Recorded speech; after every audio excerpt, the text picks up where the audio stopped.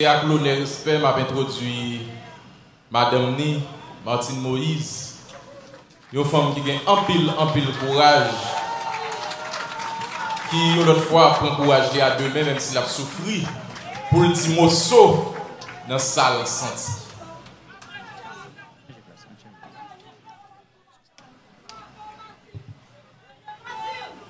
Merci, assez.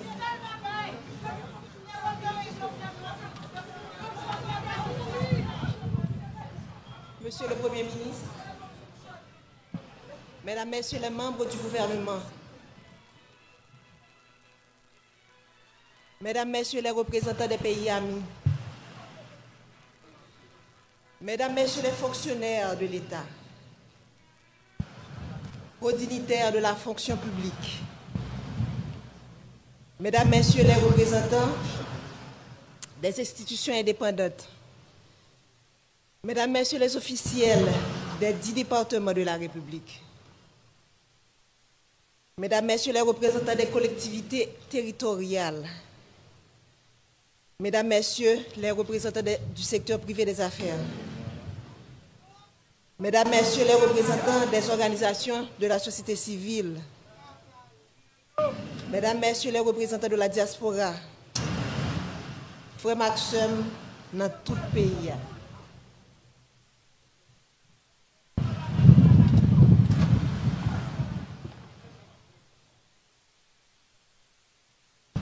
Au nom de toute la famille présidentielle, j'aimerais vous remercier du profond de mon cœur de votre présence parmi nous pour rendre un dernier hommage à mon mari Jovenel Moïse. La famille vit des jours noirs. Faire le déplacement jusqu'ici pour nous soutenir, pour dire au revoir à mon président, à mon mari, mon ami, le père de mes enfants, est une marque de sympathie qui procure force et courage à toute la famille et l'aide à surmonter ces épreuves. Quand j'ai rencontré Jo, cet homme qui allait devenir mon mari et le père de mes enfants, j'ai vu en lui un esprit brillant, inventif et créatif. Un être passionné et déterminé, une personne sympathique, enjoué, doté de grand charisme, un jeune homme réservé, mais tellement généreux. Ce jeune homme m'a charmée et m'a séduite. Il a gagné mon cœur. Et depuis, nous avons décidé de construire un seul et même avenir. Nous avons choisi de ne faire qu'un seul et même être.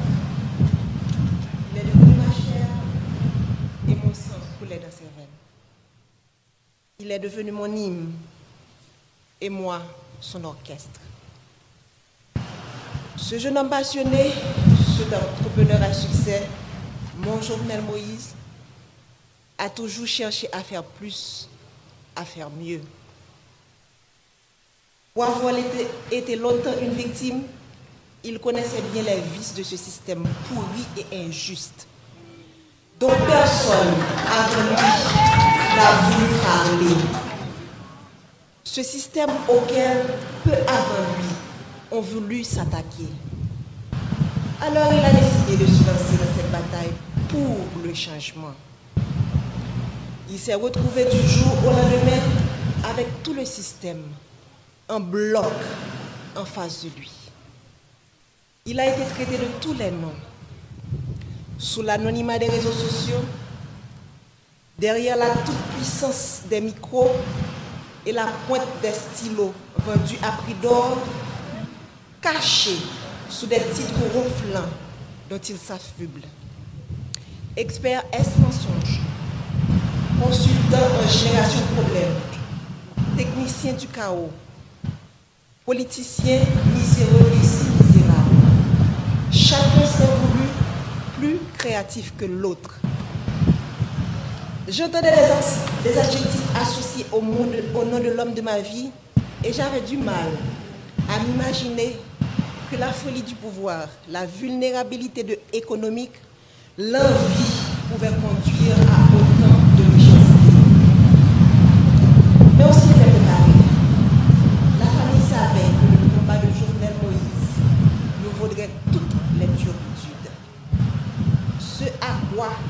n'étions pas préparés. Ce à quoi je n'étais pas préparée, c'est de me tenir debout aujourd'hui pour prononcer l'éloge funèbre de mon mari. C'est de me réveiller un matin et de ne pas avoir jour à notre rituel matinal. Comment accepter de ne plus entendre ta voix, tes rires, de ne plus te toucher, de ne plus entrelacer nos doigts au tien?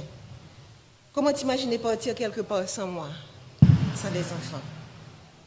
C'est un cauchemar de je n'arrive pas encore à me réveiller. C'est une situation à laquelle tu ne nous avais pas préparés. Ta femme, tes enfants, tes petits-enfants, tes frères et sœurs, tes neveux et nièces, cousins et cousines, tes amis, tes collaborateurs, ton peuple. Nous sommes là ce matin à faire quoi? Te rendre au dernier hommage? Faire ton deuil? Nous ne sommes pas préparés à cela. Je me souviens encore de toi me disant que tu veux partir les mains propres et pures. Mais tu ne pensais pas partir sans avoir pu faire tes adieux. Tu ne pensais pas partir mutilé, désarticulé. Tu as été sauvagement assassiné, toi qui as toujours renoncé à la violence. Tu as toujours prêché le pardon, la réconciliation, le tête ensemble. On a comploté contre toi, te condamnant à mourir dans la barbarie et la cruauté. Toi, si indulgent avec les autres, tu as connu la haine. Ils t'ont jeté leur venin pour assassiner ton caractère. Toi, toujours si loyal envers eux, tu as été abandonné et trahi.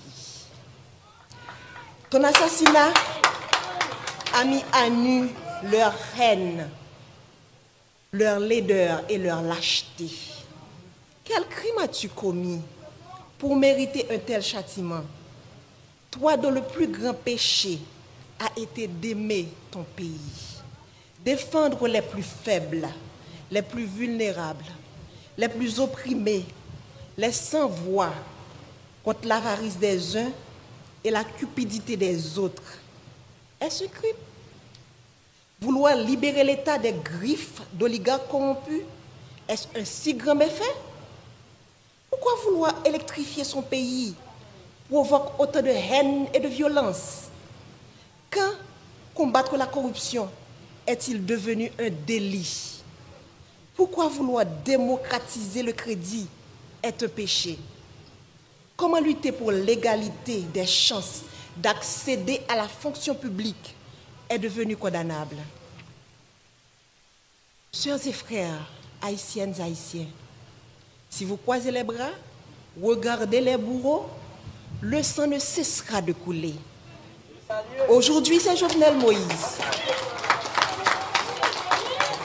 Demain, ce sera elle, ce sera lui, ce sera moi, ce sera nous. Les rapaces courent encore les rues. Leurs griffes et leurs crocs ensanglantés sont encore à la recherche de proie.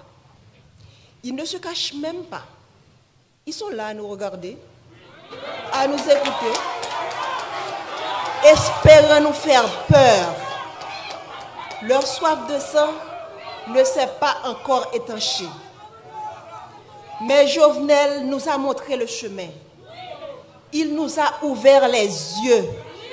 Alors, ne laissez pas se verser en vain le sang de notre président. Crions justice! Crions justice! Crions justice! Nous ne voulons ni vengeance, ni violence.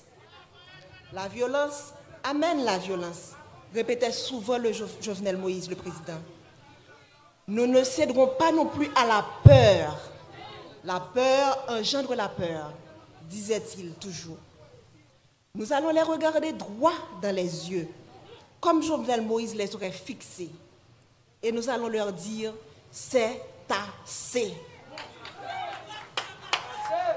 Jovenel, mon amour, mon compagnon, mon ami, mon autre moi, que vais-je devenir sans toi? Comment me résoudre à vivre sans toi? Ces pleurs qui inondent mon cœur, ces larmes dans lesquelles mon âme se noie, quand viendras-tu les sécher? Je ne peux pas te faire mes adieux, alors je te dis au revoir, Jo. Pars avec tout l'amour que je te porte. Les valeurs que tu as inculquées à tes enfants, à moi, à la jeunesse de ton pays, continueront d'exister de génération en génération. Pars en paix, mon cœur, pars avec le sentiment du devoir accompli. Laisse ton âme se reposer en paix. Nous nous chargerons du reste.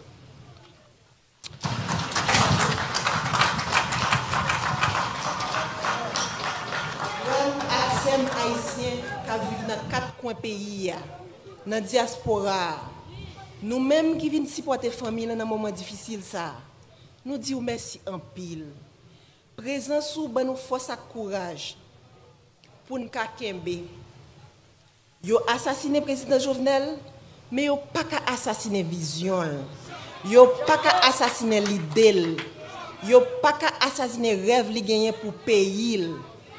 Nous perdons une bataille, mais nous pas perdu la guerre. L'Itla poco fini. Jovenel Moïse pas plagué nous dans route. Il était déjà montré nos chemins et il a continué à accompagner nous jusqu'à ce que nous arrivions, même si le chemin est long. M'a coupé bien bas devant cadavre potorigasson ça, président Jovenel Moïse. Marim, yon bon papa, yon bon mari, yon bon président, yon bon soldat.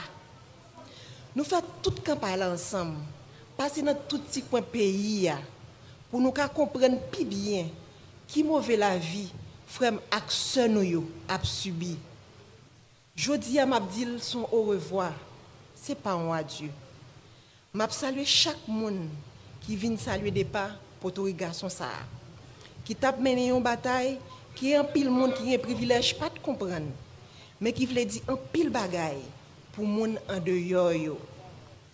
Jour qui est 7 juillet, c'est un jour côté monde sans foi ni loi paraître avec toute volonté yo pour yo chavirer chaudier l'espoir pour monde qui pi mal yo, pour gros orteil yo, pour tête canaille yo. Monde qui a commencé à prendre centre l'espoir avec développement parce que route a fait bon la caille yo, poteau a metté, courant a bail, pompe solaire a installé pour couper grand goût. Jour 7 juillet, monsieur a planifié pour yo couper souffle. Sans yo pas rendre compte qui mal yo t'a fait pays, qui mal yo t'a fait moun Haïti, qui mal yo t'a fait diaspora. Moi connais ou pas de jamais aimer politique jo. Ou pas de jamais vle entrer dans politique. Monter toujours vle un changement réel. Ou t'es toujours vle la vie meilleure pour ça pi pauvre yo. Moi pas de penser que petit changement ça ou t'es vle faire. T'es qu'à mettre de l'eau dans toute famille. T'es qu'à mettre de l'eau dans tout peuple là. Moi pas de penser que route de l'eau courant qui c'est base développement tout peuple sous la terre gagne, qui c'est base développement et que tout peuple sous la terre doit gagner, t'as qu'à mettre nous dans chagrin éternellement. Nous t'es toujours ou t'es toujours voulu pour graisse cochon cuite cochon. Mais hélas, ça c'est la cause que pays a été loxou. Ça c'est la cause que monde qui contrôle gang yo, c'est la guerre de. Ça c'est la cause que conspiration village Tibois te manqué pour toi aller. Ça c'est la cause qui ont payé mercenaires. Vinn dans pays rete pendant plusieurs mois puis te ton 6-7 juillet pour te éteindre nous tant que lampe dans vent. Yo goumen juste mek do wate. Jo oligarque yo gagné une bataille. Mais yo pas contre si peuple a commencé ouais clair.